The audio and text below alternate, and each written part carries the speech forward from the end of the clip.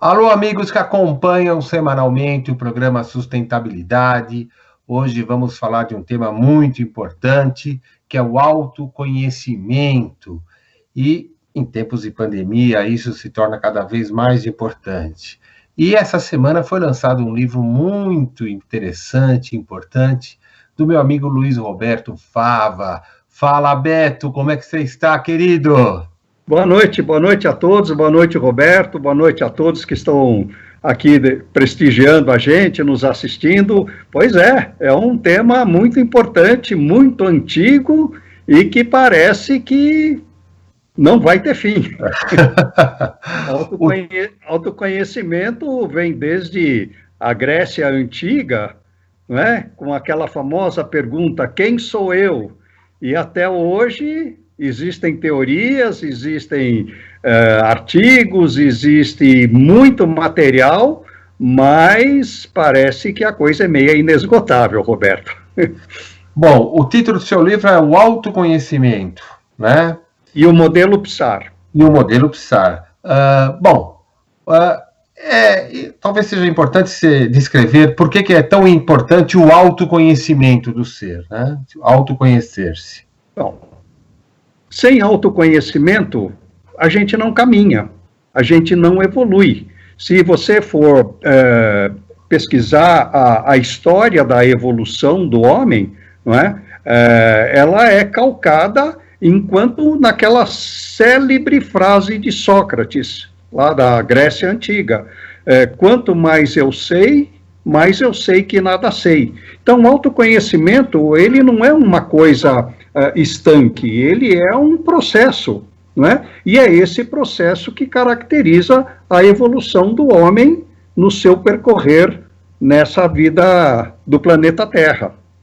Tá, você colocou no início do seu livro, que eu não pude ler inteiro ainda, e agradeço por você ter enviado um exemplar para mim, muito obrigado, muito carinhoso da sua parte. Você classifica o ser humano integral, né? Eu acho interessante o início desse tema, porque nós vivemos um momento em que defende-se o direito do negro, do ser humano isso, do ser humano aquilo, do homossexual, de não sei o quê, e parece-me que fatiar o ser humano num monte de partes e, se não me falha a memória, o bicho é integral, né? Fala um pouquinho dessa sensação aí. Eu chamo de ser humano integral por uma razão muito simples. Independentemente de raça, independente de religião, independentemente de orientação sexual, o ser humano, assim, de uma forma bem simples, ele é constituído de 3 coisas básicas: corpo, mente e espírito, ou alma. Cada um chama do jeito que quiser. Mas o que eu chamo de integral é que quando nós, aspas, fatiamos o ser humano, nós vemos que ele possui 8 áreas. Né? Essas 3 áreas, elas se expandem para 8 áreas.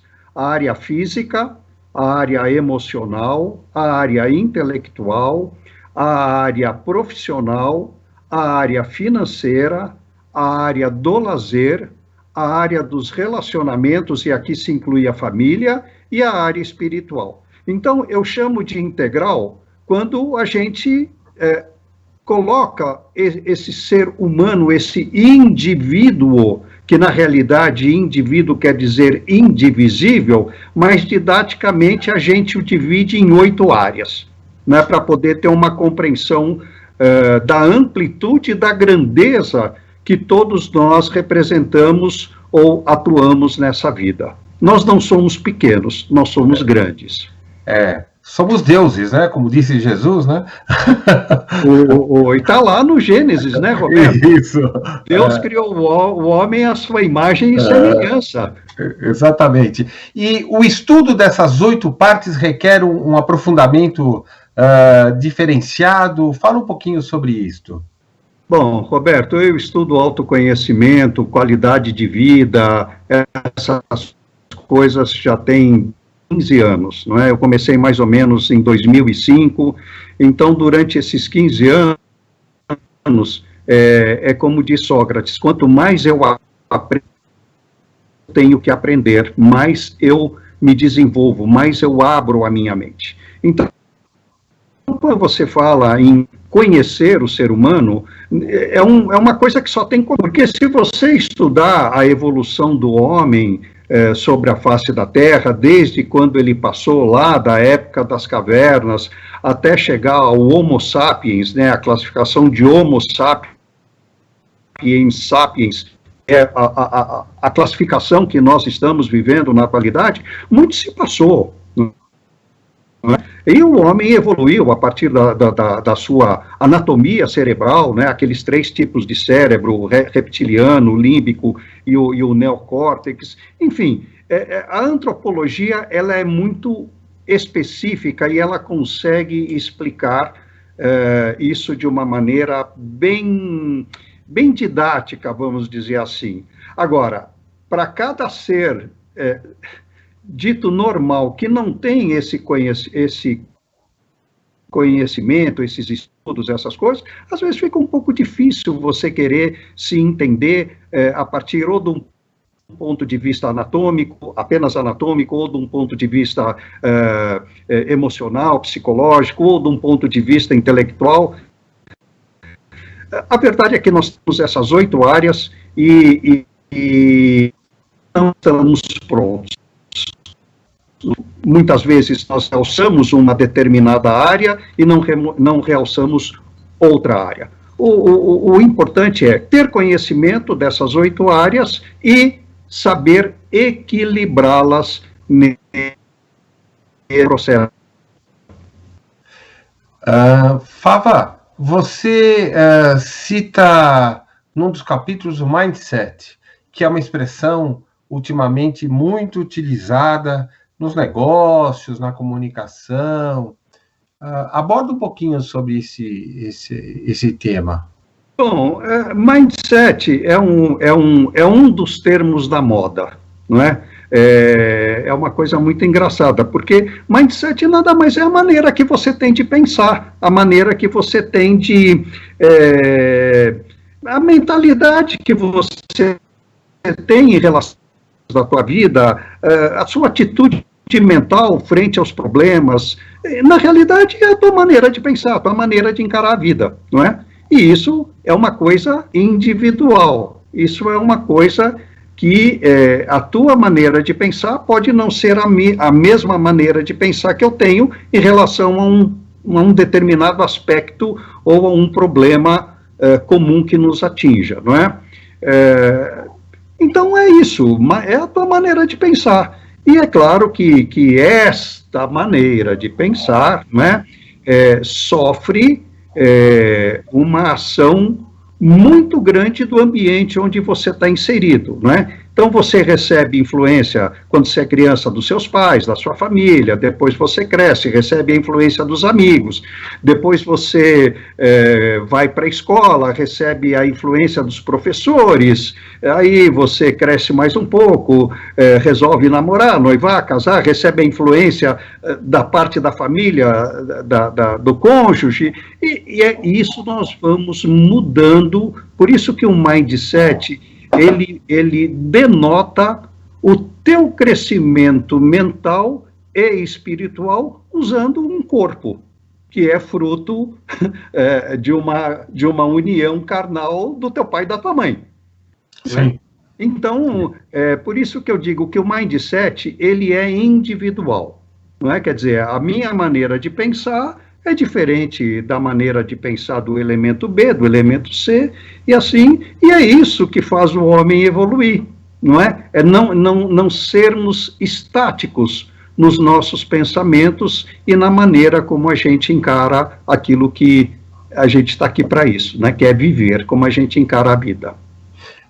Em tempos não só de pandemia, mas de como enfrentarmos a própria situação da humanidade, questões de sustentabilidade, questões políticas, questões de gênero, faz com que nós tenhamos que desenvolver aspectos digamos, de caminhar do modus operandi de pensar. E, sim, às vezes, a gente se apercebe que as pessoas não investem muito nisso.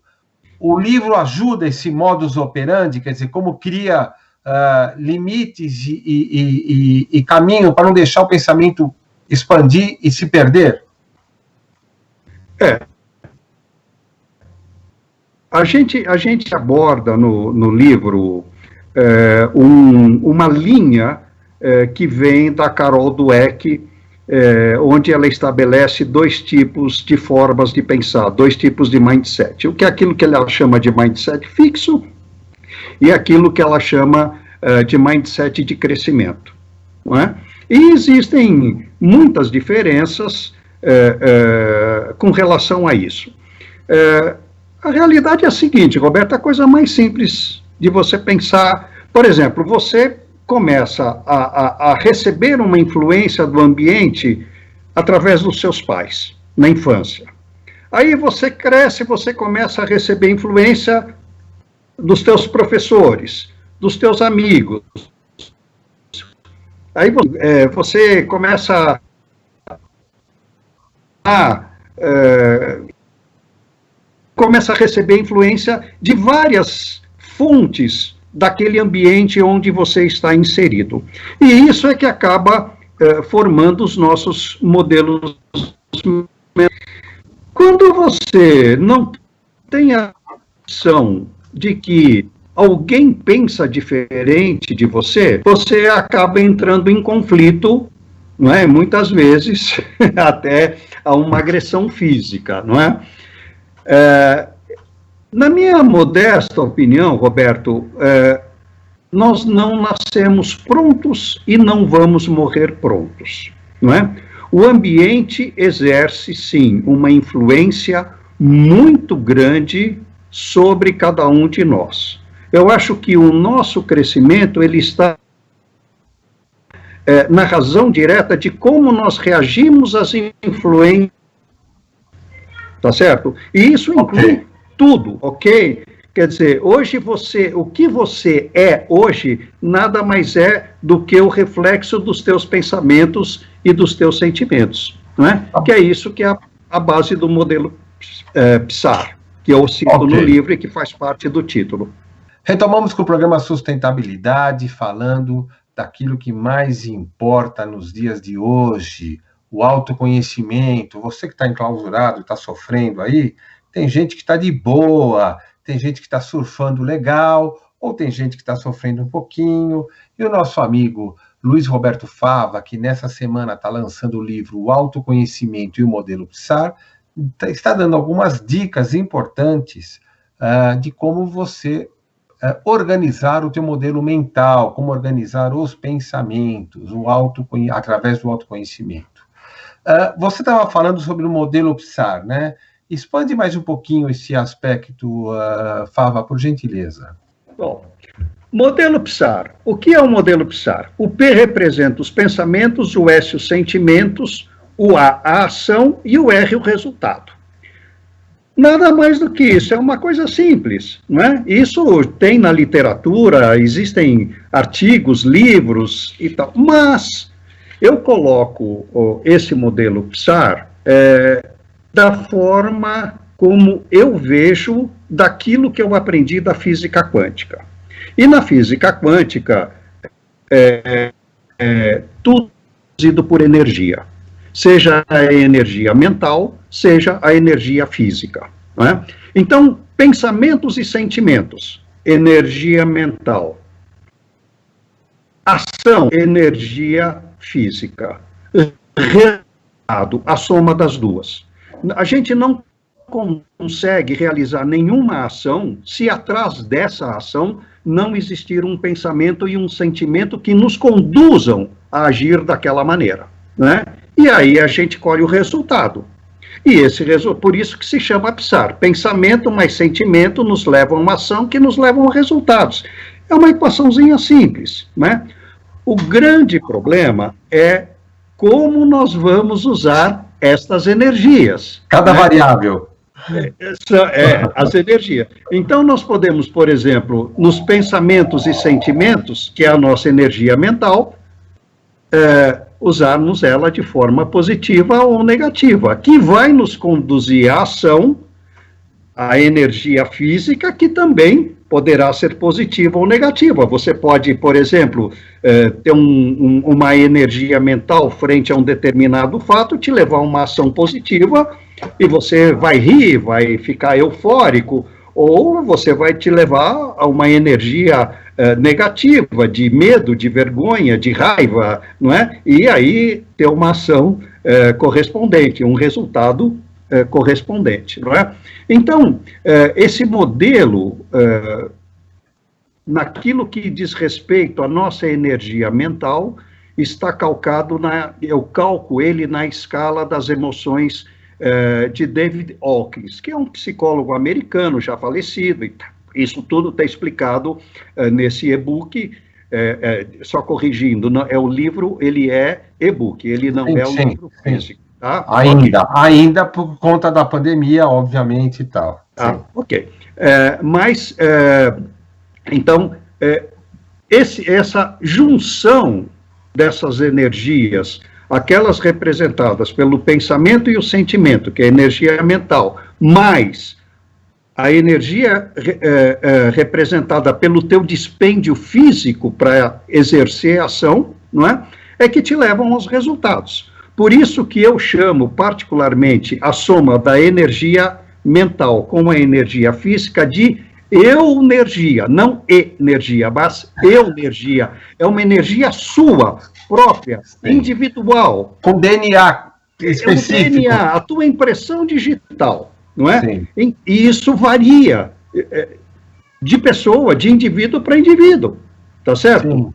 Como é a nossa individualidade. A nossa individualidade, ela é traduzida para o mundo através da nossa impressão digital, que você deixa lá no teu RG. Sim. Pronto, sim. Aquilo ali te caracteriza materialmente para o mundo. Não adianta você ter um nome, não adianta você ser loiro, o teu RG, tá? Sim. Muito bom. Essas energias também, tanto a mental quanto a física, elas são próprias da pessoa, não é? Em cada um dos 8 aspectos que a gente fala no livro, não é? Ela se manifesta mais ou menos. Por isso tem pessoas que trabalham mais do que fazem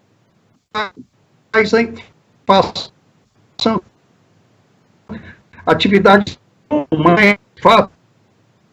E essas 8 áreas do ser humano, cada uma representada por sua energia, vamos dizer assim, particular, cada uma tem um pedaço, quando juntas, se traduzem no modelo PSAR. Pensamentos e sentimentos, energia mental, ação, energia física. Juntas as duas, eunergia. Muito legal. E me diz uma coisa, o pensamento, né, é uma onda eletromagnética, quer dizer, ela tem frequência, significa que as energias se encontram em algum determinado espaço e tal, e aí vai de acordo com a classificação da, digamos, uma emoção muito descontrolada ou mais controlada. Fala um pouquinho sobre isso. A escala que eu me referi, a escala de Hawkins, das emoções humanas, não é? Ela classifica as nossas emoções de acordo com uma faixa de frequência, não é? Que vai desde a vergonha, que é a mais baixa, que está em 20 Hz, né? Até o estado búdico, o estado de iluminação, que está numa frequência de 700 a 1000 Hz. O que é engraçado nessa escala do David Hawkins é que é o seguinte, aos 250 Hz, você tem uma faixa de neutralidade.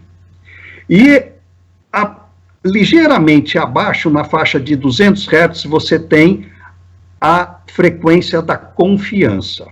Então, quando você começa a subir a escala, você tem as energias positivas, representadas pela alegria, pela felicidade, pelo otimismo, pela gratidão, pelo amor, né, e pela iluminação. E abaixo de 200 Hz, quer dizer, abaixo da confiança, você tem a vergonha, o medo, a raiva, enfim.